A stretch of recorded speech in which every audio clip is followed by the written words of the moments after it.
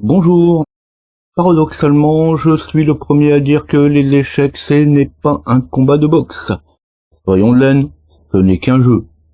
Alors pourtant, Napoléon obligeait ses généraux à savoir jouer aux échecs. Pour gagner, il faut attaquer, attaquer et encore attaquer. Et s'il faut se défendre, il faut le faire en attaquant. S'il n'y a pas d'attaque, de toute façon, comment gagner une partie? Alors c'est quand même un petit peu plus compliqué que ça. Je n'ai pas dit non plus d'attaquer à tout prix, à n'importe quel prix, et de faire n'importe quoi. Les éléments clés d'une bonne tactique de jeu feront l'objet d'une autre vidéo. Alors pour quelqu'un qui a arrêté les tournois et concours à cause de l'agressivité des joueurs, il y a bien de quoi se poser des questions. Ici je parle de tactique de jeu, et j'insiste bien de ne pas se laisser déborder par le jeu lui-même, ce n'est qu'un jeu. Ceci dit, cette vidéo est juste une étude de cas où, au travers d'une partie tout ce qu'il y a de plus réel, on va pouvoir évaluer ce qu'apporte ou ce que peut apporter un jeu qui n'est basé que sur l'attaque. Comme je viens de le dire, la partie qui se déroule est une partie réelle. Là, on est sur deux tempéraments, pas forcément très agressifs, mais comme je l'ai dit dans l'introduction, de toute façon, c'est la seule méthode qui marche. Oui, ce sont deux profils peut-être un petit peu trop rigides, donc on oublie un peu aussi le côté tactique et la réflexion, mais ça me permet d'expliquer tout ça.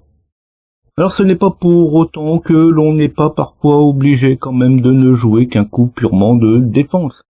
Même si on ne pourra pas tout voir, c'est le principe qu'il faut comprendre. Tout est dit. Je pense qu'on va pouvoir aller voir ce qui se passe dans mon jeu.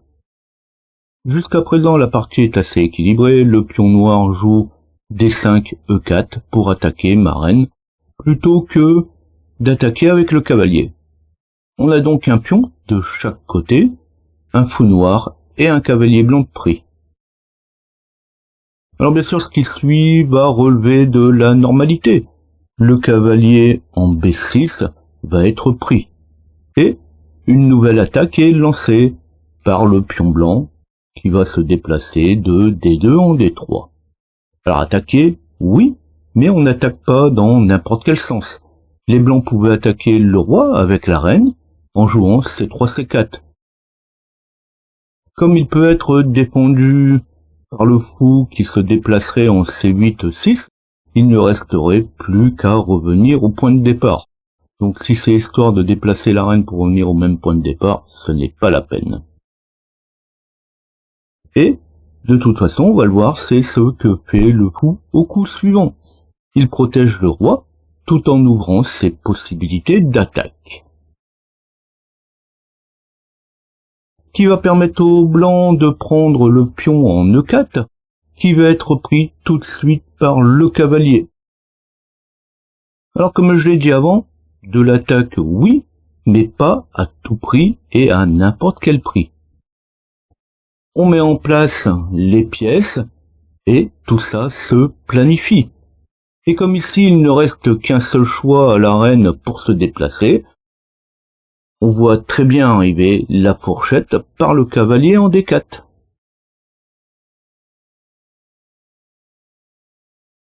Puis va suivre un coup purement d'attaque. Les noirs n'hésitent pas à échanger un cavalier contre un pion en jouant E4, F2. Comme il n'y a que le roi blanc qui peut le reprendre, pour éviter la prise de la tour ou de la reine, le roi blanc va alors se déplacer, prendre mon cheval, mais surtout, il va s'exposer aux attaques des noirs. Je vais pas aller plus loin que ça. C'était surtout pour montrer un cas de figure, on ne peut pas tout expliquer, l'attaque est quand même ici la solution. Oui, les blancs n'ont pas trop le choix.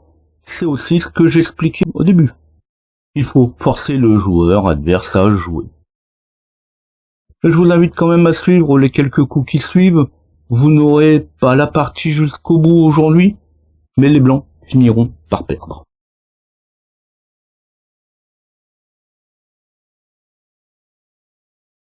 Comme je viens d'en parler, la défense ne paye pas. En tout cas, ce n'est pas la bonne tactique pour gagner aux échecs. Il faut juste garder en tête que l'on dirige l'adversaire. Jouer la défense ne lui donne que plus d'occasions pour vous forcer à jouer ce qui, finalement, attend de vous. Alors je ne dis pas pour autant qu'il ne faut pas se défendre. C'est ce qu'on a vu, et ça, c'est quand même pour une autre vidéo. Si vous désirez retrouver mes prochaines vidéos, abonnez-vous à la chaîne. Si être informé de la mise en ligne de mes nouvelles vidéos vous intéresse, il suffit d'activer la cloche. Contrairement à mon autre chaîne, qui elle s'adresse à des pros ou des personnes curieuses, ici je dépose mes vidéos sans ordre de régularité, ni même d'ordonnée. Ça va, ça vient, suivant mes inspirations. Alors la cloche me semble probablement une des solutions les plus intéressantes. Au début ça va sonner souvent, la chaîne est jeune, après une centaine de vidéos, ça devrait se régulariser. Vous pouvez aussi liker si ça vous intéresse. Like ou pas, ça me permet de savoir quel sujet vous intéresse, et par là faire des présentations qui pourraient être encore plus vous intéresser. Tout étrangement que ça puisse paraître, ça n'apporte rien du côté de la chaîne. Posez vos questions, laissez vos remarques, vos suggestions sous la vidéo. Pareil, ça n'apporte rien à la chaîne. Je réponds à toutes les questions tant qu'il s'agit d'échecs. Si vous ne l'avez pas encore compris, c'est une passion. Ça va bien au-delà d'un simple échange. À bientôt.